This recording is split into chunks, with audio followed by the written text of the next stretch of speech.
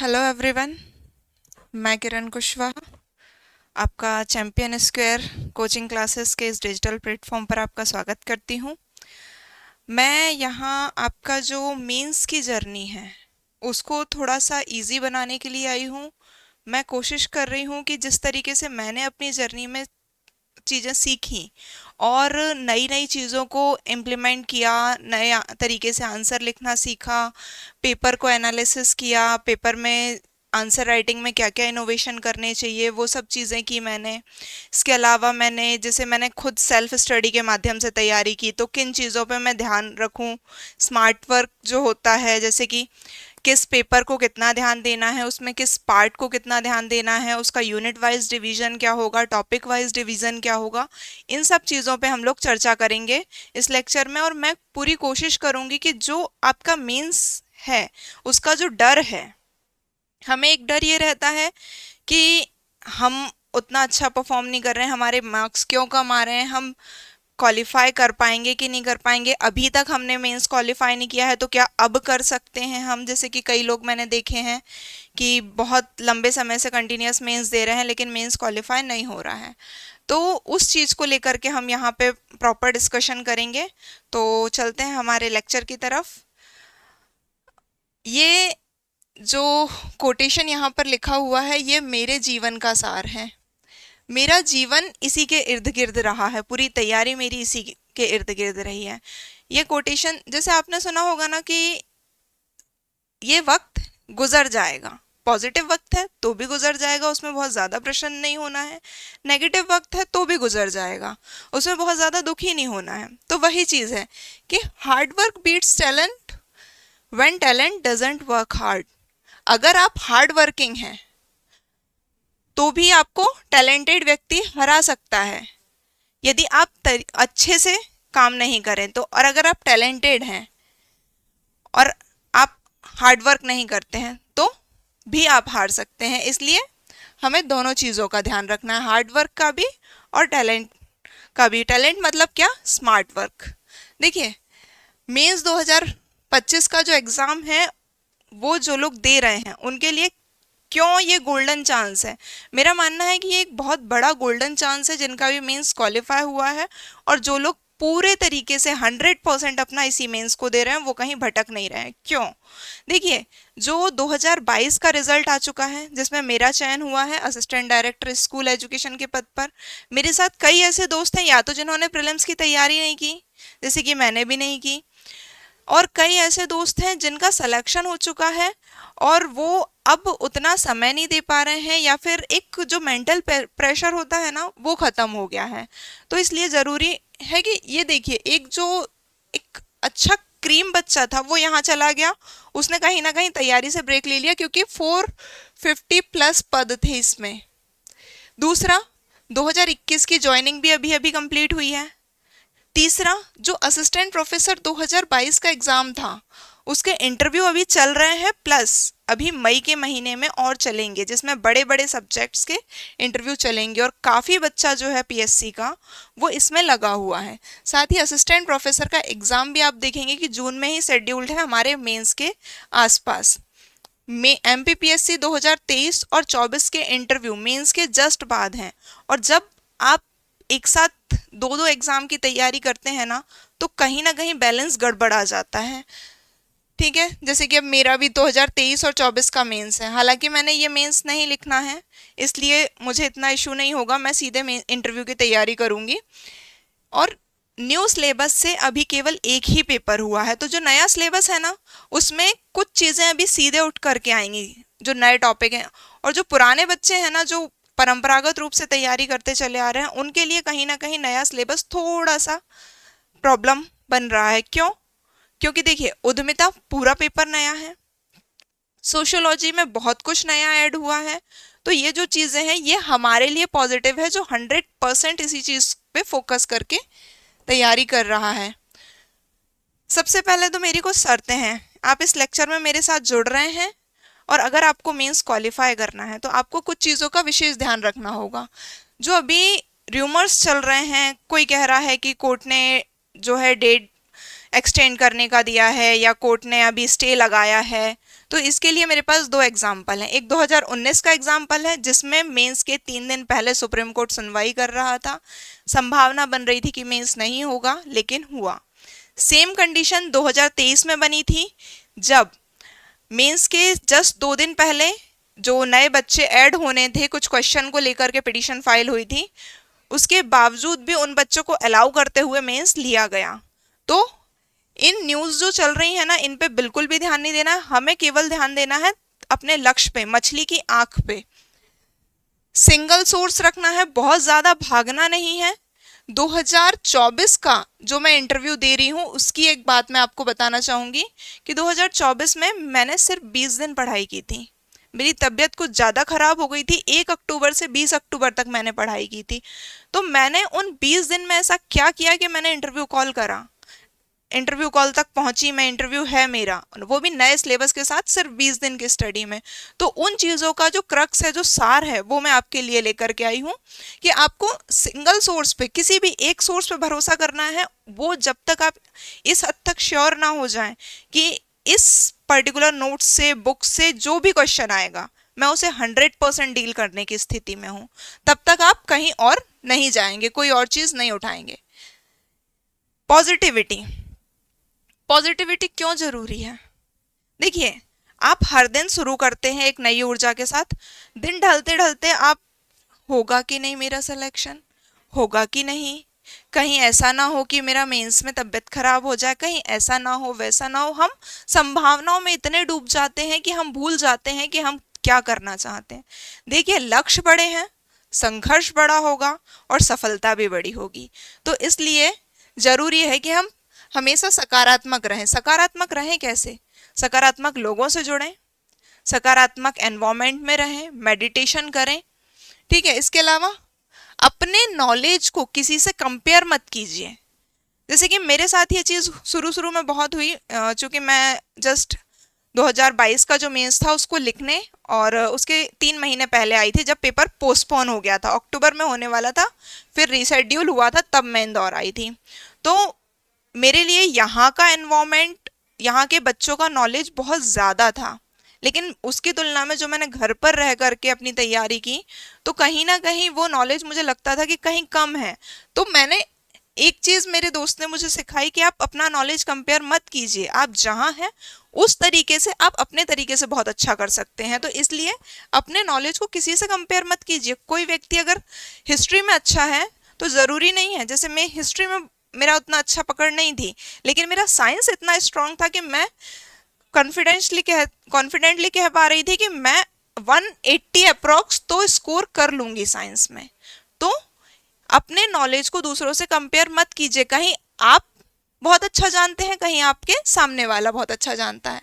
दूसरा, टेस्ट, यदि आप लोग टेस्ट लगा रहे हैं तो बहुत अच्छी बात है, नहीं लगा रहे हैं तो लगाइए। लेकिन देखिए, कॉपी चेकिंग जो हो रही है ना, किसी भी इंस्टीट्यूट का या कोई भी कोचिंग हो, कोई भी बच्चा हो जो कॉपी चेक करवा रहा है किसी से भी, चाहे आप अपने फ्रेंड से करवा रहे हो, हमारे संस्थान से करवा रहे हो, कहीं भी करवा रहे हो आप कॉपी चेकिंग, लेकिन उनके मार्क्स पे ध्यान नहीं देना है हमें, क्योंकि मार्क्स कभी आपको मोटिवेट कर देंगे तो कभी आपको डिमोटिवेट कर देंगे। आपको किस चीज़ पे ध्यान देना है? आपको ये देखना है कि क्या रिमार्क्स दिए गए हैं मुझे, मेरी कॉपी में क्या कमियां हैं, क्या गलतियां हैं जो मुझे सुधारनी है, कॉपी में किन किन चीज़ों का ध्यान मुझे रखना है, उस पर ध्यान दीजिए। अपनी कॉपी एक बार खुद देखिए, ये बहुत ज़रूरी है कि हम अपनी गलतियां भी खुद देखें, अपनी कॉपी खुद देखें, क्या गलतियां हैं उनको सबसे पहले नोट करें कि हाँ मैं ये गलतियां कर रहा हूँ। मेरी कॉपी पहले अगर मैं देख रहा हूँ तो मुझे राइटिंग का इशू दिख रहा है। दूसरी चीज मुझे क्या दिख रही है, मैंने अलाइनमेंट नहीं किया है, फ्लो चार्ट नहीं डाले हैं। जो जो मानदंड एक कॉपी के हम निर्धारित करते हैं अच्छी कॉपी के, वो मानदंड आपकी कॉपी में कहाँ कहाँ लैक कर रहा है आप खुद डिसाइड कीजिए, उनको लिस्ट कीजिए। एक लिस्ट बनाइए हर टेस्ट के बाद कि आपकी कॉपी में क्या क्या कमियां हैं, और उस लिस्ट को बनाने के बाद में आप क्या करेंगे कि अगले टेस्ट में जब आप जाएंगे तो उससे पहले इसके समाधान लिखेंगे।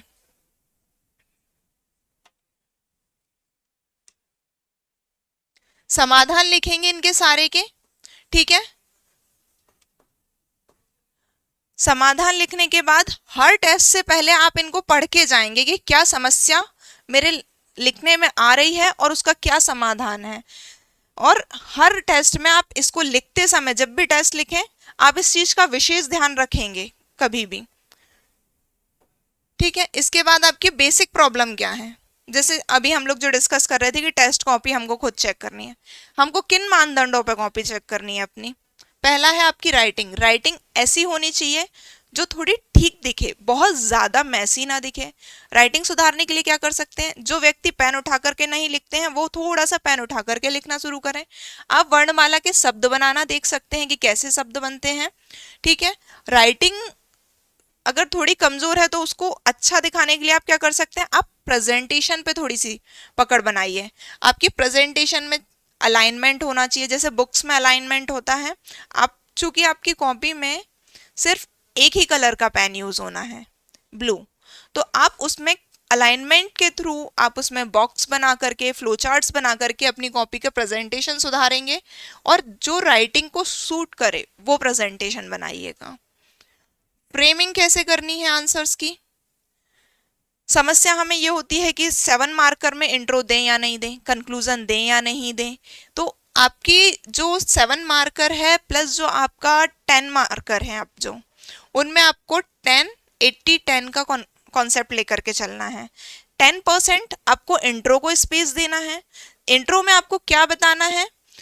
सबसे पहले आप कोई विषय के बारे में, उसकी विशेषताएं पूछी गई हैं, उसकी उपलब्धियां पूछी गई, कुछ भी, तो उसका परिचय दे सकते हैं। परिचय, उसकी परिभाषा बता सकते हैं, उसका अर्थ बता सकते हैं, उससे संबंधित कोई डेट्स वगैरह हैं, जैसे योजनाओं में प्रारंभ की तिथि बता सकते हैं, ये सब बताएंगे हम।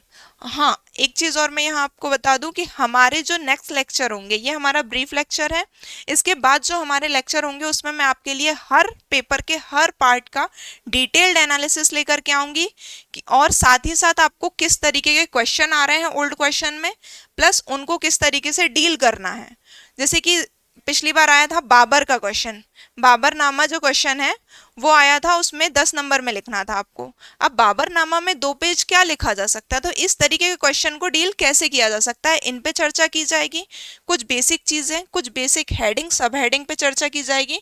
तो आगे वाले लेक्चर ना सिर्फ 25 के लिए बल्कि आगे आने वाले सभी पेपर के लिए इंपॉर्टेंट होंगे, तो उनको आप एक बार जरूर देखिएगा।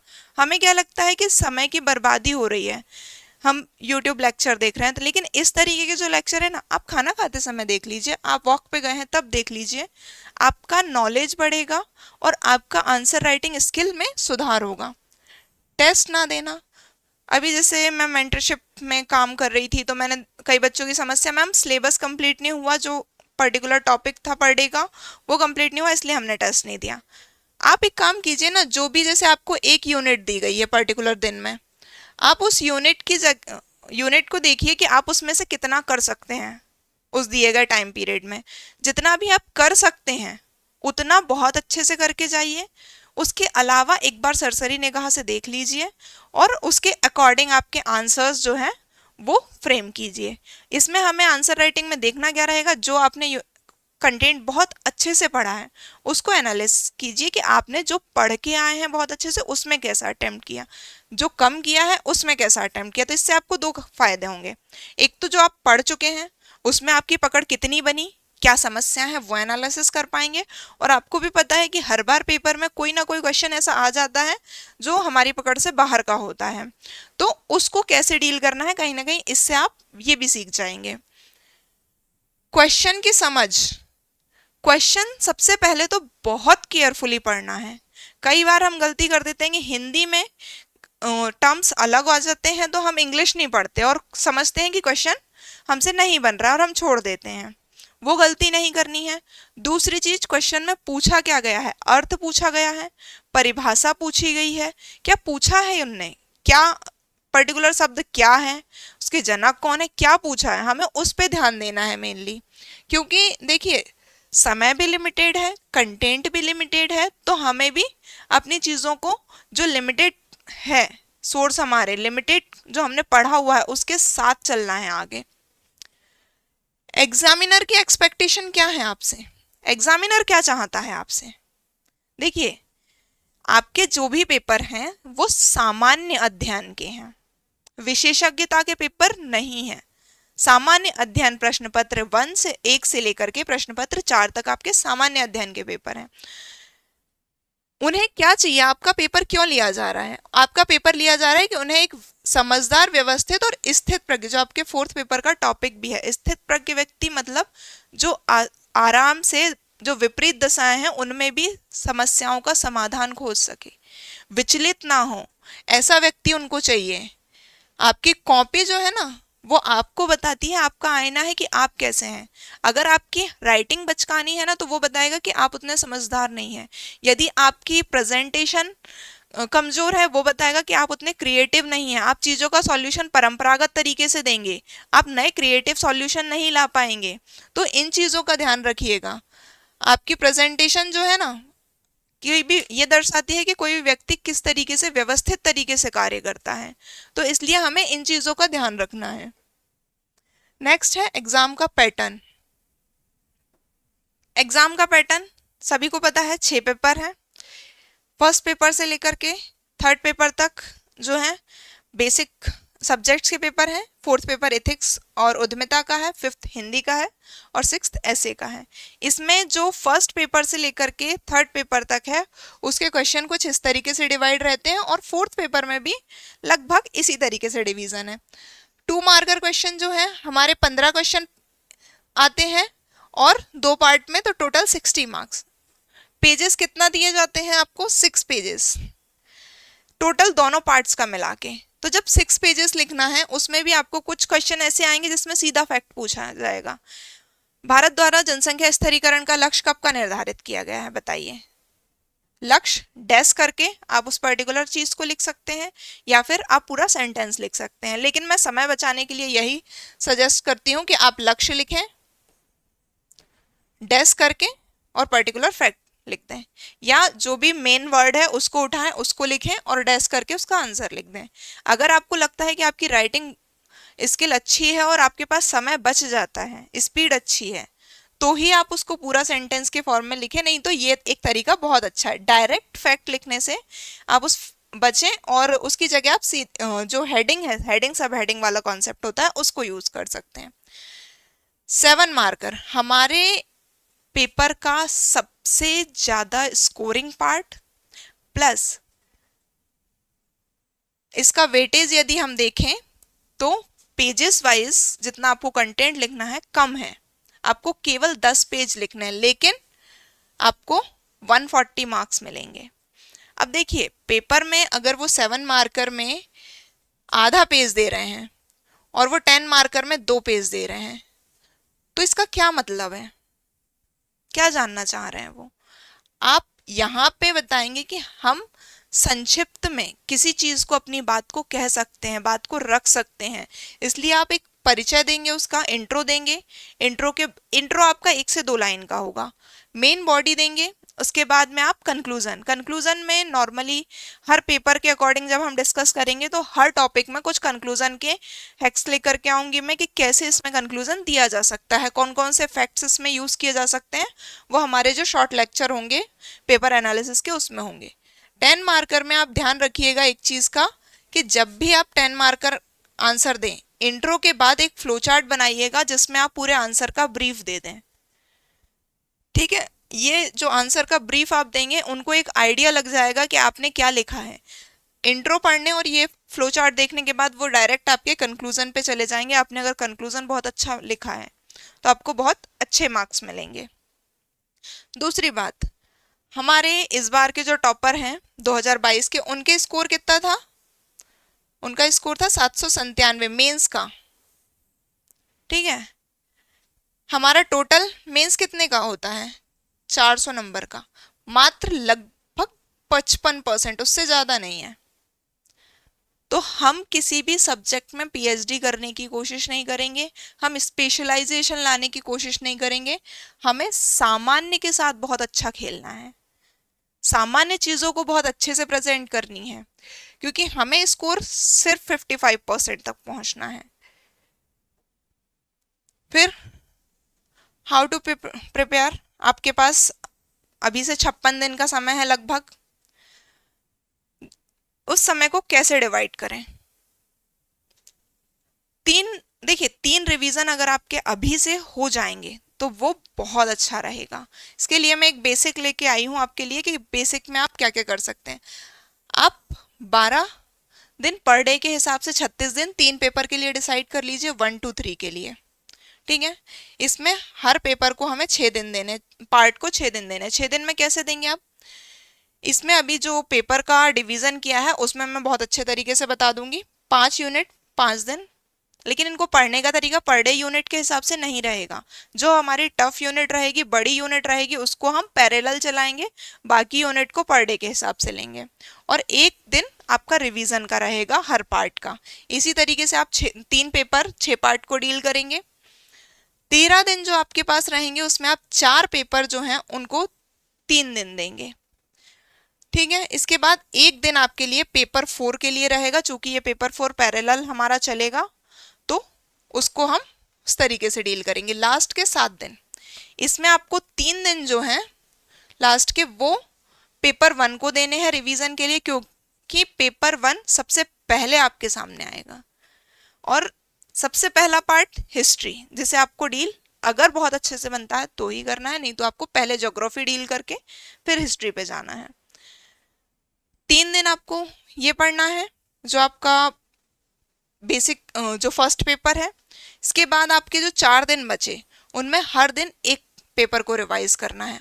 और इनमें हमें पूरे पूरे पेपर रिवाइज नहीं करने हैं जो लास्ट मोमेंट पे रिवीजन करेंगे हम। इनमें वो चीज़ें रिवाइज करनी है जो पढ़ते पढ़ते हम नोट करते जाएंगे कि इसमें पर्टिकुलर ये चीज़ टफ है।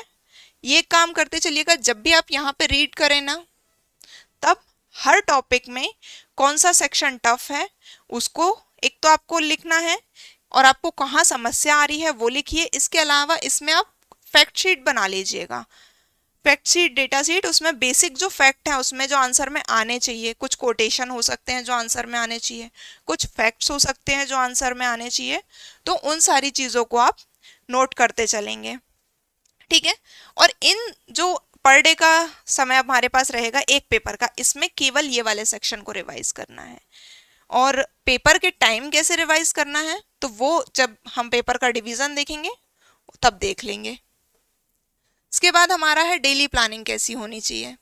हमने देखी हमारी पेपर तक की प्लानिंग कैसी होनी चाहिए, उसके अकॉर्डिंग आपका जो पेपर वाइज क्या होना चाहिए, पार्ट वाइज क्या होना चाहिए, फिर हमारा डेली क्या होना चाहिए। डेली हमें मॉर्निंग में लगभग 2 घंटे फोर्थ पेपर को देने हैं। मॉर्निंग में क्यों कह रही हूँ, क्योंकि अगर हम किसी बड़े सब्जेक्ट को उठा करके सुबह बैठ जाते हैं तो कई बार ऐसा होता है कि हम उसी के फ्लो में चले जाते हैं। हम दूसरा जिस सब्जेक्ट को हमें समय देना था उसमें हम सोचते हैं कि नहीं यार ये जो मेन सब्जेक्ट है पहले उसका खत्म कर लें फिर दे देंगे फिर दे देंगे, तो वो चीज़ें टलती जाती हैं। इसलिए फोर्थ पेपर को जैसे हमने 36 डेज डिवाइड किए थे ना, तो इसको हाफ हाफ कर लीजिए। 18 दिन पार्ट 1 को, 18 दिन पार्ट 2 को। इस तरीके से हमें मॉर्निंग में हमारा फोर्थ पेपर जो है वो पैरेलल चलेगा। 3 घंटे का एक स्लॉट आप मेन सब्जेक्ट के लिए ले लेंगे। ब्रेक आपका जो भी आपका शेड्यूल है उठने का उसके बाद से आप देख लेंगे। इसके बाद आप एक ब्रेक लेंगे। इसके बाद चूंकि ब्रेक में आपका फूड लेंगे आप या जो कुछ भी करेंगे तो थोड़ा सा लेजीनेस रहती है, इस समय आप पेपर 5 और 6 को देख सकते हैं। 5 में आपको टर्मिनोलॉजीज देखनी है। सबसे पहले क्या करना है, 5 में सारे सब्जेक्ट में जो डेफिनेशन वाला है सारी यूनिट का पेपर 5 का, उनको लिख लेना है। उसके बाद टर्मिनोलॉजीज पे जाना है। और पेपर 6 में आपको केवल एक चीज करके जानी है, संपादकीय पढ़ना है रोज। इसके अलावा एक काम और करना है, वो क्या, जो कोटेशन है और किसी भी टॉपिक से रिलेटेड बेसिक फैक्ट हैं उनको तैयार कर लेना है। फिर आपका एक ब्रॉड सेक्शन रहेगा जिसमें आपको जो मेन सब्जेक्ट आप उठा रहे होंगे पेपर 1 पेपर 2 के, उनको देखना है। 2 आवर लास्ट में जो भी आपने दिन भर पढ़ा प्लस आपको कोई और सब्जेक्ट जो आप पहले पढ़ चुके हैं उसका रिवीजन करना है। इसको आप 1 आवर के 2 स्लॉट भी बना सकते।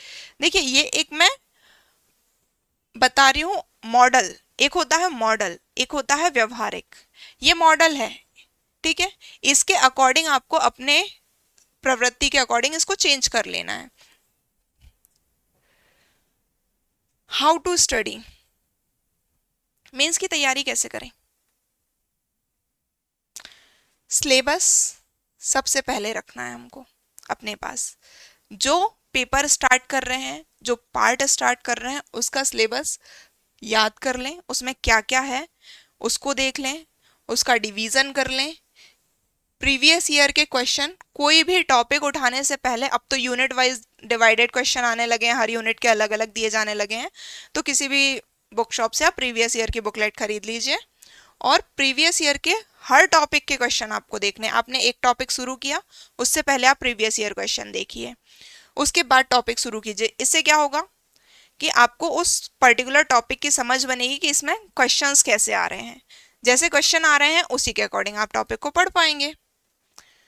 शॉर्ट नोट्स जब भी आप पढ़ें, जरूरी नहीं है कि आपके शॉर्ट नोट बहुत व्यवस्थित हों या बहुत अच्छे से सजे धजे हों, नहीं। इसमें सिर्फ दो चीज़ों का ध्यान रखना है, बेसिक फैक्ट आ रहे हों और थोड़ा सा प्रेजेंटेशन वाला सेक्शन हमारे हाथ पे जम जाए। इसके लिए हम जो फैक्ट लिखें, जो पॉइंट्स लिखें, उनको फ्लो चार्ट में लिखते जाएं, तो जिससे हमारे हाथ की प्रैक्टिस हो जाए। क्योंकि कई बच्चों से मैंने सुना है कि मैडम प्रेजेंटेशन फ्लो चार्ट वगैरह देने में हमें समय लग जाता है, हमारा टाइम बर्बाद होता है। तो अगर इस तरीके से आप पहले ही प्रैक्टिस कर चुके होंगे तो आपको ज़रूरत ही नहीं पड़ेगी अलग से प्रैक्टिस करने की और केवल उस चीज़ को टेस्ट में देने की। दूसरा, आंसर की प्रैक्टिस दो तरीके से करनी है हमको। एक तो पहला है विजुअलाइजेशन। जब भी आप पढ़ें किसी टॉपिक को, आपने पढ़ा, आपने 4 पेज पढ़े, उसके 4 क्वेश्चन आपने देखे कि हाँ ये आ सकता है, लिखने की जरूरत अगर आप लगे तो आप लिखिए, नहीं तो ये एक बार सोच के देख लीजिए कि हाँ इसमें ये क्वेश्चन मेरे बन सकते हैं। ठीक है, इसमें मैं आंसर क्या लिख सकता हूँ उस पर विचार कर लीजिए कि इसकी मेन बॉडी में क्या आ सकता है, कंक्लूजन में क्या आ सकता है, इंट्रो में क्या आ सकता है। सिर्फ हमें उस चीज को सोचना है। ये काम आप यहाँ से भी कर सकते हैं जोड़ के, कि उस टॉपिक को आपने पढ़ा, उसके सारे क्वेश्चन को एक बार विजुअलाइज करके देख लिया। ये सबसे अच्छा तरीका होता है, मैं सबसे ज्यादा इसको यूज करती हूँ कि हर टॉपिक को पढ़ने के बाद मैं एक बार विजुअलाइज करके देख लेती हूँ कि यार इससे क्वेश्चन ये आए, इनको अगर मेरे पेपर में आ गए तो मैं कैसे डील करूंगी। और जो आपका सब कॉन्शियस माइंड है ना, ये बहुत अच्छे से याद रखता है। अगर आपने कभी कभी ऐसा आपने देखा होगा कि आप किसी चीज को तैयार कर रहे थे, कोई भी काम कर रहे थे, तो आपको ऐसा लगा कि यार ये पहले हो चुका है क्या, नहीं, आपने कभी उसको विजुअलाइज किया होगा। इसीलिए कभी कभी आप विजुअलाइजेशन के थ्रू सपने देखने लगते हैं। क्या विजुअलाइज किया आपने किसी चीज को, उसी चीज को आपने सपने में देख लिया। तो विजुअलाइजेशन एक बहुत अच्छा तरीका है। ये मैंने जो हमारे 2021 के जो टॉपर हैं उनसे सीखा था कि यार विजुअलाइजेशन के थ्रू भी प्रैक्टिस की जा सकती है। पेपर पेन प्रैक्टिस, जो आप पूरा फॉर्मेट के अकॉर्डिंग लिखते हैं, वो जैसे कि मैंने इन दोनों का मिक्स किया। जब मुझे फर्स्ट अटेम्प्ट देना था तब मैंने डेली प्रैक्टिस की थी, पेपर पेन प्रैक्टिस। फिर धीरे धीरे मैं विजुअलाइजेशन की तरफ शिफ्ट होने लगी, क्योंकि पेपर पेन पे मुझे चीज़ें समझ में आने लगी थी कि स्पीड मेरी बनने लगी है। दूसरा, हर टॉपिक को पढ़ते समय किस चीज़ का ध्यान रखना है, हमें हमें पर्टिकुलर टॉपिक पढ़ना है, उसको तुरंत उसकी हेडिंग हेडिंग एक बार देख लीजिए। जब भी कोई टॉपिक पढ़ें, उसके आपने 5 पॉइंट्स पढ़े, इधर मार्जिन रहता है, उन 5 पॉइंट का क्रक्स एक या दो शब्द में यहाँ पे लिख लीजिए हर पॉइंट के सामने। ठीक है, और इन जो 4-5 शब्द आपने लिखे, इनको एक बार टॉपिक खत्म होने के बाद गो थ्रू कर लीजिए। जैसे ही आपकी एक यूनिट कंप्लीट हो जाए, उसको फिर पलट के देख लीजिए कि क्या क्या कंटेंट हो चुका है, क्या क्या आपने कर लिया है, और उसमें मेन मेन चीजें जो टफ थी उनमें देखिए। कारण प्रभाव परिणाम, ये चीजें जो होती है ना, ये बार बार रिवीजन की जरूरत नहीं मांगती, लेकिन जो बेसिक फैक्ट्स होते हैं वो रिवीजन मांगते हैं। तो हमें, जब हम पार्ट वाइज यूनिट वाइज में फिर भी हम थोड़ा सा डीप देख लेंगे, लेकिन पार्ट वाइज में, पेपर वाइज में जब हम रिवीजन करेंगे तो ऊपर ऊपर देखते चलेंगे कि कौन कौन सी जगह हमको रिवाइज करना जरूरी है, या कहाँ कहाँ के फैक्ट्स जरूरी हैं जो हमें भूल सकते हैं, उन्हें रिवाइज कर लें। How to solve question, question कैसे सॉल्व करें पेपर में। ठीक है, सबसे पहला जो शर्त है, क्वेश्चन को बहुत अच्छे से पढ़ें। अगर क्वेश्चन समझ में नहीं आ रहा है, उसका इंग्लिश वर्जन पढ़ें, इंग्लिश वाले हिंदी वर्जन पढ़ें।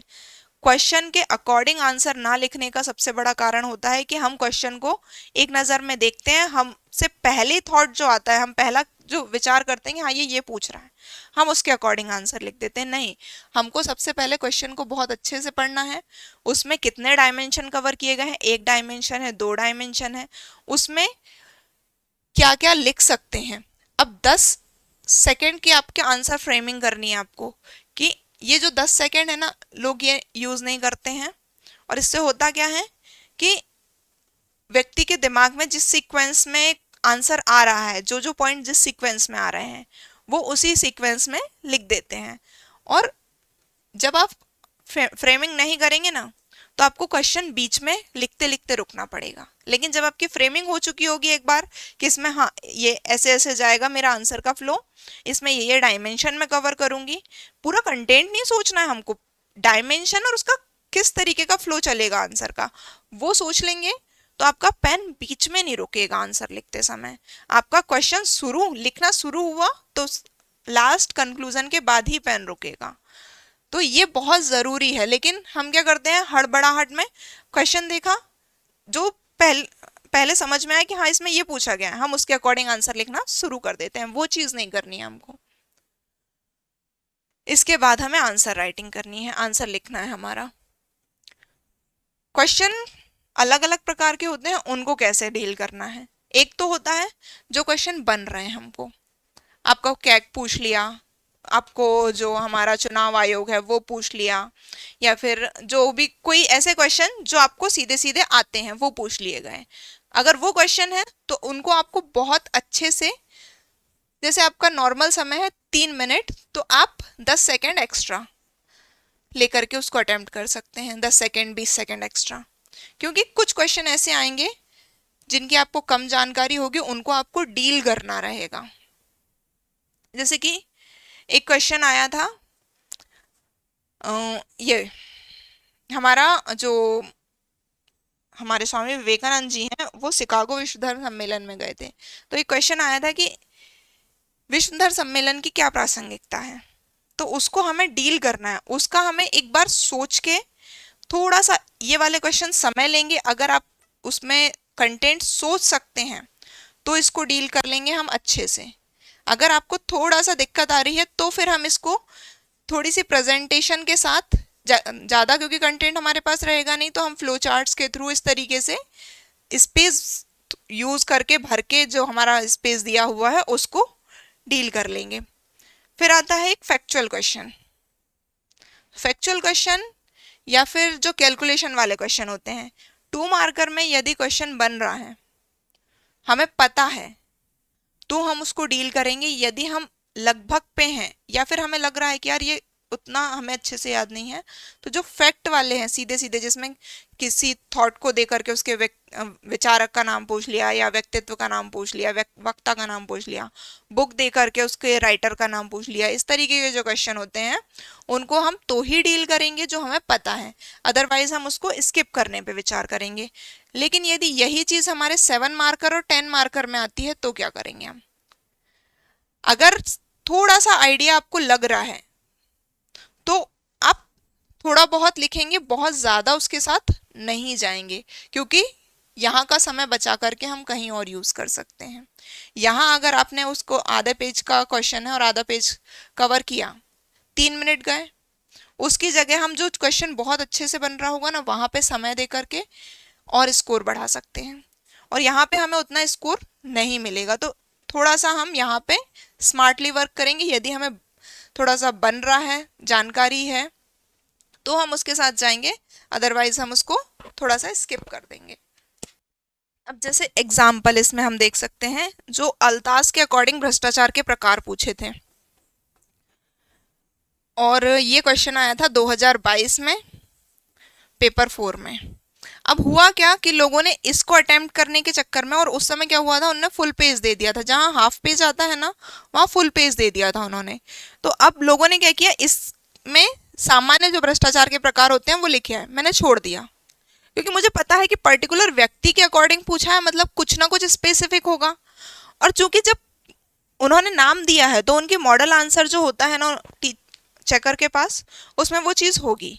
अगर आप गलत लिखेंगे ना तो वो काट देंगे। ठीक है, यही चीज आपको 2 मार्कर में भी ध्यान रखनी है कि उनने सिर्फ डेफिनेशन पूछी है, आप किसी भी थिंकर के अकॉर्डिंग लिख दीजिए। थोड़ा सा वहां पे ऐसा भी कर सकते हैं कि बेसिक डेफिनेशन लिख के और थिंकर का नाम लिख दें जो उससे मिलता जुलता हो उस विचारधारा से, तो वो ठीक है। लेकिन अगर उन्होंने पर्टिकुलर नाम दे करके पूछा है तो वही डेफिनेशन लिखिएगा जो उस पर्टिकुलर थिंकर ने दी है। अगर आप इधर उधर की डेफिनेशन लिखेंगे ना तो उनके पास मॉडल आंसर में वो चीज़ लिखी हुई है, वो आपके आंसर को काट देंगे। अब इसमें क्या किया लोगों ने, आंसर लिखने की प्रैक्टिस कोशिश की, उसमें लगभग भी गया होगा तो एक पेज लिखने में 3 मिनट अपन एवरेज मान के चलें। मैंने यहाँ का समय बचाया और दूसरे क्वेश्चन में लगा दिया। जैसे कि जो मैंने अभी बताया था, विवेकानंद जी का क्वेश्चन आया था, उसमें थोड़ी सी ब्रेनस्टॉर्मिंग की, क्या क्या उनके विचार थे। देखिए, कोई भी व्यक्ति सेम विचार देगा, कहीं पे भी खड़ा हो वो, तो शिकागो में उन्होंने क्या, जो उनके बेसिक विचार थे वही दिए होंगे, तो उसको लेकर के मैंने उस आंसर को फ्रेम करके लिख दिया। तो इस तरीके से आप समय बचा करके किसी और जगह पे उस समय का यूटिलाइज करिए, जिससे क्या होगा कि कहीं जो क्वेश्चन आप अच्छा अचीव कर सकते हैं, उसमें स्कोर अच्छा कर सकते हैं, वहां पे आप समय दे देंगे। और ये जो आपने 3 मिनट वेस्ट किए इसको लिखने में, वो कोई औचित्य नहीं रखते। नेक्स्ट है हमारा पेपर का डिवीजन। ये मैं आपको सजेशन दूंगी कि सबसे पहले आप जो 6 पेपर हैं उनमें से पेपर डिवाइड कर लीजिए। जैसे कि मैंने अभी भी जो 24 वाला था उसमें सोच रखा था 4, 5, 6 ये मेरे स्कोरिंग पेपर हैं। 6 और 5 छोटे पेपर हैं, इनमें सिर्फ आपको कुछ कोटेशन तैयार करने होते हैं, कुछ एडिटोरियल्स पढ़ने होते हैं, कुछ करंट के मुद्दे देखने होते हैं। पेपर 5 में शब्दावली, ट्रांसलेशन और कुछ व्याकरण पे आपको ध्यान देना होता है। बाकी जैसे अपठित गद्यांश है या संक्षेपण है, ये चीज़ें नॉर्मल हैं, ये हो जाती हैं वहाँ एक बार, लेकिन प्रैक्टिस ज़रूर करना है। अगर आपको लग रहा है कि थोड़ी बहुत दिक्कत आ सकती है तो एक बार प्रैक्टिस ज़रूर करिएगा इन चीज़ों की। पेपर 4 क्यों? पेपर 4 जो है ना वो अमूर्त विषय है।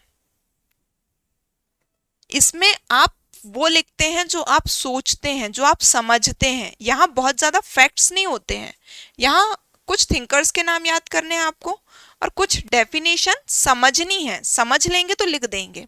तो इसलिए मैं पेपर 4 को 2024 वाले भी सिलेबस में अलग से लेके चली थी कि हाँ ये पेपर मुझे स्कोर दिला सकता है। क्यों? क्योंकि यहाँ पे मैं अपनी समझ के आधार पे आंसर लिखूंगी।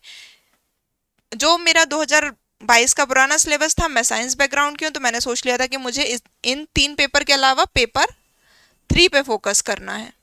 क्यों? क्योंकि मुझे पता है कि साइंस कभी भी हो, किसी भी स्थिति में, किसी भी पेपर में आ जाए, कैलकुलेटिव मार्किंग होती है यहाँ पे। अगर आपने उसका आंसर लिखा है और 7 नंबर का क्वेश्चन है ना, तो 7 के 7 मिलने में की भी संभावना होती है साइंस में। फिजिक्स के न्यूमेरिकल 7 में 7 दे के जाएंगे आपको। अब तो फिजिक्स नहीं है, मैथ्स है, मैथ्स आपको 7 में 7 दे के जाएगा। कंप्यूटर और जो साइंस वाली जो यूनिट्स हैं शुरू की 4, उनमें लगभग 5 से 6 नंबर मिलने की संभावना होती है। 7 में से 5 नंबर तो मिल सकते हैं अगर आपने उसका आंसर अच्छे से लिखा है तो यहाँ पे थोड़ी कैलकुलेशन वाली मार्किंग होती है, इसलिए इनका ध्यान रखना है आपको। इस तरीके से आप पूरे पेपर को, 6 पेपर को डिवाइड कीजिए कि कहाँ आप बहुत अच्छा स्कोर कर सकते हैं। क्योंकि देखिए, जहाँ अगर आपने किसी एक पेपर में बहुत अच्छा स्कोर कर लिया, थोड़े से एवरेज भी कोई दूसरा पेपर आपका वीक है वो गया, तो वो दूसरा जो पेपर है ना आपका, वो संभाल लेगा। सेम चीज हमें पार्ट्स के साथ करनी है। पार्ट्स के साथ क्या करना है हमको कि जैसे हर पार्ट की हम देख लेंगे। जैसे मैंने देखा था पेपर 1 में मुझे हिस्ट्री थोड़ा सा दिक्कत करता था, क्योंकि बहुत ज़्यादा डेट, साइंस बैकग्राउंड से हूँ, उतना ज़्यादा फैक्ट्स याद करने की आदत नहीं है, चीज़ों को समझने की आदत है। तो यहाँ सीधे सीधे याद करना होता था। और ज्योग्राफी होता था समझने वाला सब्जेक्ट, तो मैंने ज्योग्राफी डिसाइड किया था कि मैं इसमें ज्योग्राफी को बहुत अच्छे से करूँगी। और देखिए, इसमें एक चीज़ का ध्यान रखना है, पेपर देते समय जो आपने पेपर का पार्ट डिसाइड किया है ना कि आपका अच्छा है, इसमें आप अच्छे से अटेम्प्ट करने वाले हैं, उसको हमें पेपर में पहले अटेम्प्ट करना है। कई लोग क्या करते हैं, पार्ट है हिस्ट्री, मतलब पहले हम हिस्ट्री अटेम्प्ट करेंगे। नहीं, ये गलती 2022 में जिन लोगों ने की है ना, उनके साथ बहुत समस्या हुई है, क्योंकि 22 का हिस्ट्री का पेपर बहुत टफ आया था और उसमें सोचने में लोग बहुत ज़्यादा डूब गए। जिनसे बनता था उनके साथ भी ये समस्या हुई कि उनने सोचने में बहुत ज़्यादा समय लगा दिया, और हिस्ट्री, ये ज्योग्राफी के जो इजी क्वेश्चन थे, बन रहे थे सिंपल सिंपल क्वेश्चन, क्योंकि हम लोग देखते हैं ज्योग्राफी में प्रॉपर रिपीट होते हैं क्वेश्चन, काफ़ी क्वेश्चन रिपीट होते हैं, और जो सिलेबस है ना वहाँ की लाइन टू लाइन क्वेश्चन आते हैं। तो उन लोगों ने जो बन रहे थे क्वेश्चन उनको छोड़ के आ गए। अब यहाँ पे यदि आपने एक क्वेश्चन को लिख भी दिया, अमूर्त ऐसे क्वेश्चन आए हैं जो बन नहीं रहे हैं, उनको लिखने में आपने समय लगा दिया, तो कितना स्कोर मिलेगा? 10 में से 3 से 4 नंबर। वहीं यहाँ अगर बनता हुआ क्वेश्चन आपने छोड़ दिया तो गए कितने नंबर? 10 में से आपको कितने मिल सकते हैं बनते हुए क्वेश्चन में? 7 नंबर। रेशो देख लीजिए। हमें पूरे पेपर में कैलकुलेशन करके चलना है, कहाँ हम आधा नंबर 0.25 नंबर भी हम कहाँ बढ़ा सकते हैं। पूरी कैलकुलेशन बेस चलेगा हमारा मेंस। पार्ट ए में सबसे पहले तो आप 6 पेपर उठाइए। 6 पेपर में ये देखिए, इसमें से मेनली 4 पेपर जो हैं, हर पार्ट की फर्स्ट यूनिट थोड़ी सी लेंदी है, टफ है। इसको हम तैयारी में कैसे करेंगे? यदि आप जैसे 8 घंटे देने वाले हैं, 6 घंटे देने वाले हैं, मान लीजिए पूरा पार्ट ए जब पढ़ रहे हैं आप 6 घंटे देने वाले हैं, इसको आप इस तरीके से डिवाइड कर लीजिए, 5 घंटे और 1 घंटे। 1 घंटे आप वो यूनिट पढ़ेंगे जो टफ है। हर पेपर में 1 या 2 ही यूनिट निकलेंगे ऐसी, वो यूनिट पढ़ेंगे जो टफ है कम वाले समय में। दूसरा वाला जो समय आपका रहेगा मेन, उसमें आप पढ़ेंगे वो यूनिट जो इजी हैं। एक एक यूनिट वाइज उठा करके इनको आप पढ़ेंगे। जैसे कि आप देखिए, second unit plus 5th unit राजवंश और रियासत, बहुत छोटी छोटी यूनिट है। इनमें कुछ बेसिक चीज़ें आपको तैयार करनी होती हैं, उसके बाद सभी शासकों में रिपीटेडली उनको लिखना होता है। ये सारी चीज़ें हम चर्चा करेंगे जब डिटेल में एनालिसिस लेके आऊँगी, पेपर वाइज, यूनिट वाइज, हर यूनिट में किस किस चीज़ में आपको कौन कौन से फैक्ट्स यूज़ करने हैं, वो सारे एनालिसिस में आपको ये बता दूंगी कि क्या क्या, जैसे राजवंश में आपको क्या फ्रेमिंग देनी है, वो सब चीज़ें हम वहाँ चर्चा कर लेंगे। तो ये दोनों यूनिट बहुत छोटी हैं। एमपी का कल्चर आपने पूरा प्रीलिम्स में पढ़ा है, रिवाइज करने में 3 घंटे मैक्सिमम, एक दिन में पूरा टाइम भी नहीं लगेगा आपको 4th यूनिट रिवाइज करने में। 3rd unit modern Indian history, limited चीज़ें हैं, वहीं से क्वेश्चन आते हैं। पहले ऐसा होता था कि मॉडर्न इंडिया हिस्ट्री में बहुत सारी चीज़ें आ जाती थी, इधर उधर की भी क्वेश्चन आ जाते थे, लेकिन अब उनने जितना सिलेबस दिया है, एक क्वेश्चन फिक्स है आपका, जो समाज सुधार आंदोलन है वहाँ से आना है। एक क्वेश्चन आपका फिक्स है, जो क्रांतिकारी आंदोलन है वहाँ से आना है। जो हमारे जो स्वतंत्रता संग्राम वाले जो आंदोलन है उनसे आना है। तो ये फिक्स है यहाँ से सबसे पहले। और ये कैसे पता चलेगा कहाँ से क्वेश्चन आते हैं? ओल्ड क्वेश्चन उठाइए, वहाँ से उनको देख लीजिए। ठीक है, ये हो गई 4 यूनिट। यही 4 यूनिट जब भी हम रिवीजन में उठाएंगे, इसको हम लास्ट में उठाएंगे रिवीजन के लिए। हम पहले ये 4 करेंगे, क्योंकि हमारी ये अगर यूनिट 8 घंटे में रिवाइज हो रही हैं, तो ये अपने आप में 4 घंटे में रिवाइज होगी। तो फिर हम क्या करेंगे, 8 घंटे में इनको रिवाइज करके इसको थोड़ा सा ऊपर ऊपर रिवाइज करेंगे। सेम डिवीजन यहाँ पे भी है हमारे में। जिसको ज्योग्राफी टफ लगता है उसके लिए यूनिट टफ है, अदरवाइज यूनिट 1 भी इसमें मैं अलग नहीं करती हूँ, मैं 5 यूनिट को इसमें बराबर मानती हूँ। ठीक है, इसमें मैंने बता ही दिया है, पार्ट बी थोड़ा सा इजी हो जाता है, ओल्ड क्वेश्चन ज़्यादा आते हैं और लिमिटेड सिलेबस है। हिस्ट्री में आप कितना ही पढ़ लें, गारंटी मेरी है आप 4 से 5 2 मार्कर नहीं बना पाएंगे। क्यों? क्योंकि क्वेश्चन आ रहे हैं, आप पिछले 3 से 4 साल के पेपर देख लीजिएगा, आपको ये चीज़ समझ में आ जाए कि जो आप बेसिक बुक पढ़ते हैं उनमें नहीं है। और इन 4-5 क्वेश्चन के लिए आपको स्पेशल बुक पढ़ें, वो कॉस्ट इफेक्टिव नहीं होगा। तो इन चीज़ों का हमें थोड़ा सा ध्यान रखना है। पेपर 2 में यूनिट 1 पूरा लक्ष्मीकांत, पूरी पॉलिटी समा गई यूनिट 1 में, सारी चीज़ें पढ़नी है आपको यूनिट 1 में। इसको हम पैरेलल लेके चलेंगे और ये जो यूनिट है छोटी छोटी इनके साथ। ठीक है, पहले हम इनको बहुत अच्छे से पकड़ बना लेंगे, इसके साथ में थोड़ा थोड़ा इसको पढ़ते चलेंगे। अब इसमें कौन से पार्ट को हम ज़्यादा प्रेफरेंस दें? देखिए, इसमें हम उस पार्ट को प्रेफरेंस देंगे जिसमें हमारा इंटरेस्ट है। कुछ लोग होंगे जिनका पॉलिटी में बहुत अच्छा इंटरेस्ट होगा, उनका ग्रेजुएशन का बैकग्राउंड पॉलिटी हो सकता है।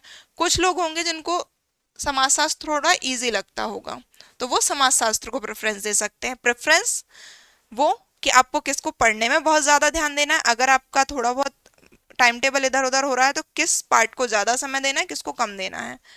दूसरा, आपको पेपर में सॉल्व कौन सा पहले करना है।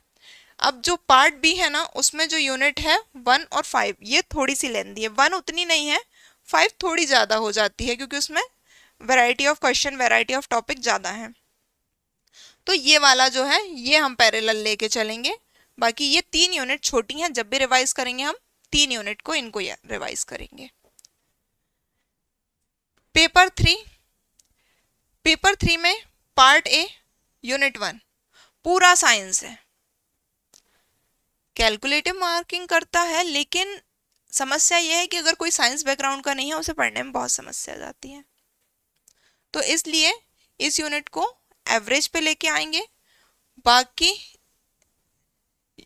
सॉरी, साइंस नहीं, इकोनॉमी वाली यूनिट है, इंडियन इकोनॉमी। इंडियन इकोनॉमी बहुत ज़्यादा लेंदी हो जाता है, बाकी जो यूनिट है वो छोटी छोटी हैं।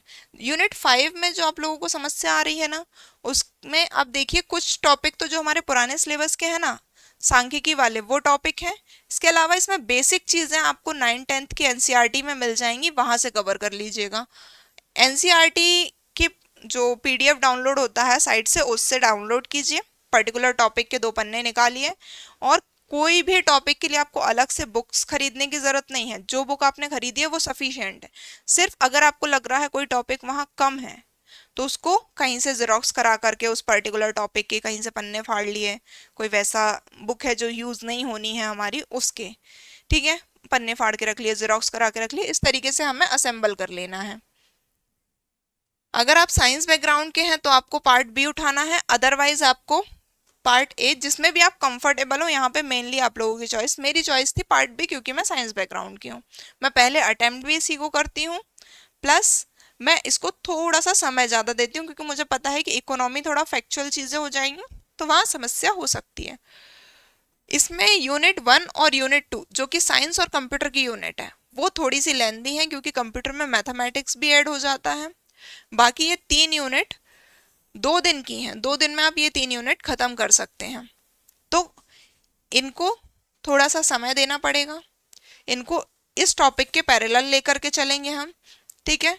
और इसमें कुछ नहीं करना है। साइंस पढ़ते समय एक चीज़ का ध्यान रखना है, बायो वाले सेक्शन में डायग्राम क्लियर कर लीजिए। डायग्राम अगर समझ में आ गया, उसका प्रोसेस समझ में आ गई, तो वही चीज़ें शब्दों में लिखनी है, ठीक है। साइंस में हमको ये करना है। इकोनॉमी में जो यूनिट 4 और 5 है, पूरे topic as it is economy survey से उठाए गए हैं। हमको इकोनॉमी सर्वे एमपी का स्किप नहीं करना है। इंडिया का आप ब्रीफ देख सकते हैं, लेकिन मैं आपको एमपी के लिए सजेस्ट करूंगी कि आप एक बार मेन जो इकोनॉमी सर्वे की फाइल है उसको पीडीएफ को प्रिंट करवा के, उसमें जो टॉपिक हमारे सिलेबस से ओवरलैप हो रहे हैं उनको एक बार पढ़ लीजिए। कंटेंट मिलेगा, फैक्ट मिलेंगे, प्लस इकोनॉमी की भाषा शैली समझ में आ जाएगी आपको। उसमें आपको कौन से फ्लो चार्ट्स यूज करने हैं, आपको कौन से डायग्राम्स, पाई चार्ट, जो कुछ भी है आपका, वो सारा आपको इकोनॉमी सर्वे में मिल जाएगा। सिर्फ आपको क्या करना है, उनको याद करना है, ठीक है। इस बार एक क्वेश्चन आया था, शायद राजस्व से संबंधित एक क्वेश्चन था, जिसमें उन्होंने वर्ष दर वर्ष में जो परिवर्तन आया उसका पूछा था, और सेम ये जो क्वेश्चन था ना, उसके अकॉर्डिंग फ्लो चार्ट दिया हुआ था इकोनॉमी सर्वे में। और मेरी आदत है, मैं लगभग 2020 के अटेम्प्ट से इकोनॉमी सर्वे हर साल का फॉलो करती हूँ। वो फ्लो चार्ट ऐसा का ऐसा मैं उठा के वहाँ बनाया ही, और उसी को मैंने डिस्क्राइब कर दिया, ठीक है। तो ये बहुत ज़रूरी है इकोनॉमी सर्वे आपके लिए। Paper 4 part A ethics, unit 1 पढ़ते रह जाएंगे, हमारा उतने टाइम में पूरा सिलेबस खत्म हो जाता है। क्या करना है, सोशल जो उनके सामाजिक विचार हैं, उनके धार्मिक विचार हैं, उनके क्राइटेरिया फिक्स कर लेना है कि इनमें क्या क्या हेडिंग सब हेडिंग होती हैं, या क्या क्या हम इसमें लिख सकते हैं। ये वैसे मैं अलग से ये चीज़ें लेकर के आऊँगी आप लोगों के लिए, पर फिर भी आपको एक बार बता दे रही। ये वाली यूनिट थोड़ी सी इजी पड़ेंगी इस वाले की तुलना में, और समय कम लेंगी, ठीक है। उद्यमिता लगभग चारों यूनिट बराबर हैं, और उद्यमिता जब भी पढ़ें अपने आप से जोड़कर, अपने एनवायरनमेंट में जो चीज़ें हैं उनसे जोड़कर पढ़िएगा। उद्यमिता में समझने के लिए बहुत कुछ है, लेकिन याद करने के लिए बहुत कम चीज़ें हैं। उद्यमिता को पढ़ते समय कुछ कोटेशन याद रखिएगा, कुछ थिंकर्स के नाम याद रखिएगा, तो आपका उद्यमिता का पेपर डील हो जाएगा। पेपर 5, देखिए हम जब पेपर 1 से 4 तक की बात करेंगे तो हम कहेंगे कि आप सिरोरेखा मत बनाइए, आपकी स्पीड बढ़ जाएगी, आप सेंटेंस फ्रेमिंग मत कीजिए, आपका कंटेंट अच्छा दिखेगा हेडिंग सब हेडिंग में, आप सेंटेंस मेकिंग करेंगे तो स्पेस भी जाएगा, तो वो सब चीज़ें। लेकिन यहाँ पे सारी बातें फेल हो जाती हैं हमारे 5th पेपर में, हिंदी के पेपर में। एक तो उन्होंने सिलेबस के ऊपर सबसे पहली लाइन में लिख रखा है, हम भाषा कौशल का ज्ञान देखना चाहते हैं व्यक्ति का, कि आप कम शब्दों में कैसे अपनी बात कह पा रहे हैं, परिभाषाएं कितनी सटीक दे पा रहे हैं। दूसरा, आपकी वाक्य रचना कैसी है, इसके लिए अलग से टॉपिक भी है, क्वेश्चन भी इससे आते हैं।